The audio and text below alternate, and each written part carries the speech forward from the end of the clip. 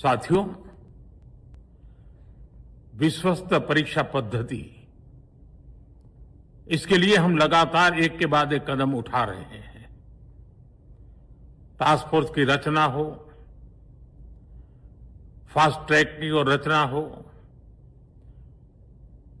राज्यों के सुझावों को ध्यान में लेना हो, क्योंकि पिछले कई दशकों से हर राज्य और केंद्र सरकार इस प्रकार की पेपर लीक की परेशानी झेल रहा है। बच्चों के भविष्य को भी इसके कारण संकट पैदा हो रहा है। इन सब को ध्यान में रखते हुए देशव्यापी सभी राज्यों में भी और केंद्र में भी शिक्षा पद्धति में सुधार अनिवार्य हो गया है। टेक्नोलॉजी के भरपूर उपयोग की आवश्यकता हो गई है और साथ साथ फिर से कोई पेपर माफिया, पेपर लीक करने वाली गैंग, देश के बच्चों के भविष्य के साथ खिलवाड़ करने वाली गैंग, उनको बख्शा नहीं जाएगा।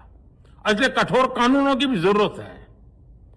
हम संसद में बिल लेकर के गए थे और जैसा मैंने आपको वादा किया था, गत 2 दिन संसद के दोनों सदनों ने, अधिकतम माननीय सांसदों ने विस्तार पूर्वक उससे चर्चा की है और आज दोनों सदनों ने इस कठोर कानूनों वाले, प्रावधानों वाले इस बिल को पास कर दिया है।